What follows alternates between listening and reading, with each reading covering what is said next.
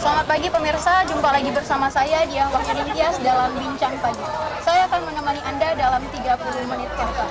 Nah, di samping saya sekarang sudah ada narasumber kita sebagai salah satu warga asli Kota Bengkulu dan juga sebagai salah satu wakil 5 gadis intelijensia dalam ajang Bujang Gadis Kota Bengkulu tahun 2022. Mungkin sebagai pembuka awal ya Mbak, ini boleh perkenalan terlebih dahulu Mbak? Baik, sebelumnya perkenalkan nama saya Seftia Rosa Dinda, biasa dipanggil Dinda. Saya mahasiswi aktif Universitas Bengkulu, program studi S1 Jurnalistik. Alhamdulillah saya dinobatkan sebagai wakil 5 gadis Kota Bengkulu dan gadis intelijensia dalam pemilihan Bujang Gadis Kota Bengkulu 2022. Mungkin inilah pembicara kita yang akan menemani kita 30 menit ke depan yang akan mengulik sedikit tentang Festival Budaya Tabot Kota Bengkulu. Mungkin kita tidak salah memilih narasumber karena beliau juga sebagai gadis Kota Bengkulu sedikit banyak akan mengetahui terkait budaya Tabot ini. Mungkin Mbak, boleh pertama nih Mbak, sebenarnya apa sih Mbak budaya Tabot itu? Baik, sedikit memberitahu bahwa Tabot itu berasal dari bahasa Arab yang artinya peti atau kotak kayu, seperti itu Mbak. Dan sejarah dari Tabot itu sendiri gimana Mbak? Oke, berbicara soal sejarah Tabot yang ada di Kota Bengkulu. Jadi sejarah Tabot Kota Bengkulu itu untuk memperingati kematian dari cucu Nabi Muhammad, yakni Hasan dan Husain, yang waktu itu mereka gugur di Padang Karbala, Irak, seperti itu Mbak.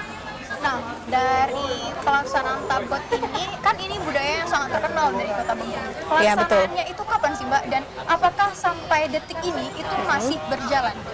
Oke, untuk pelaksanaan dari Festival Tabot itu sendiri, Festival Tabot itu sendiri dilaksanakan pada tanggal 1 sampai 10 Muharram, yang mana pada alhamdulillah tahun ini sudah terselenggara dari Festival Tabot itu sendiri yang sempat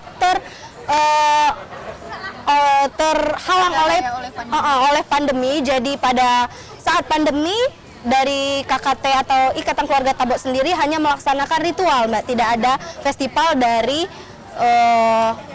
pemerintah seperti itu. Kalau dari penuturan Mbak tadi bahwasannya pelaksanaan Tabot itu dari tanggal 1 sampai dengan tanggal 10. Iya, benar. Sangat lama ya. Iya. Yang lama lah. Dan apa saja sih yang menjadi rangkaian dari pelaksanaan Festival Tabot tersebut? Oke. Festival Tabot itu kalau festival itu untuk acara rakyatnya ya Mbak ya. Tapi kalau untuk Tabot itu ada 9 ritual Mbak. Jadi ritual dari Tabot itu yang pertama ada mengambil tanah. Jadi mengambil tanah itu Mbak diambil pada tanggal 1 sampai 10 Muharram pelaksanaannya. Yang kedua yaitu ada duduk penjai yang mana itu dilaksanakan pada tanggal 5 Muharram. Jadi sedikit informasi, duduk penjai itu adalah cuci penjai, yang mana cuci penjai itu kepanjangan dari pending jari-jari. Lalu untuk selanjutnya ada menjara. Nah, menjara itu dilaksanakan pada tanggal 6 sampai 7 Muharram, yang mana di sini keluarga KKT yang lain mengunjungi keluarga KKT yang lain untuk beruji dol. Nah, beruji dol itu artinya Mbak, dol itu adalah alat musik yang dimainkan pada saat festival Tabot itu berlangsung, alat musik tradisional khas dari Kota Bengkulu.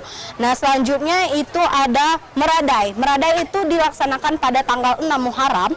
Nah, meradai ini Mbak artinya bisa disebut dengan jola, yang mana ikatan dari keluarga Tabot atau KKT yang anak-anak berusia 10 sampai 12 tahun itu mengambil dana. Nah, mengambil dana dari warga-warga sekitar, bisa toko atau ke rumah-rumah seperti itu Mbak. Selanjutnya ada arak penja. Nah, arak penja ini dilaksanakan pada tanggal 8 Muharram. Nah, arak penja ini bisa disebut dengan arak jari-jari. Lalu selanjutnya ada arak serban yang dilaksanakan pada tanggal 9 Muharram. Arak serban ini selain dari arak jari-jari tadi, itu ada arak serban putih itu.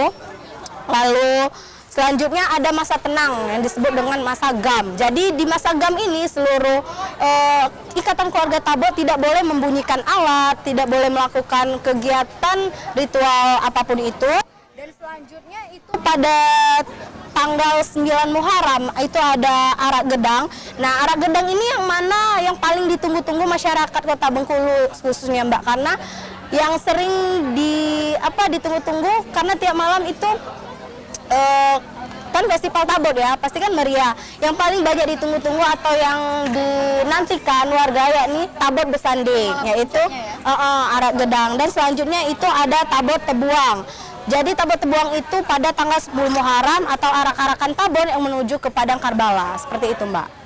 Sangat rumit ya sebenarnya, tapi itu kompleks sekali dan memiliki makna di masing-masing agendanya. Iya, betul sekali, Mbak. Mungkin yang terakhir dan paling inti nih Mbak, karena ini merupakan kebudayaan, perlu dilestarikan. Gimana menurut Mbak peran pemuda untuk tetap melestarikan kebudayaan ini, Mbak?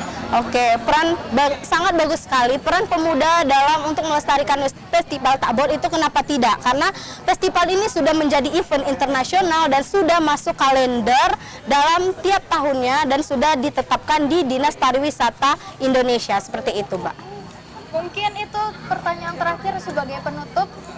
Mungkin kita akan kembali berbincang kepada narasumber yang hebat di episode lainnya.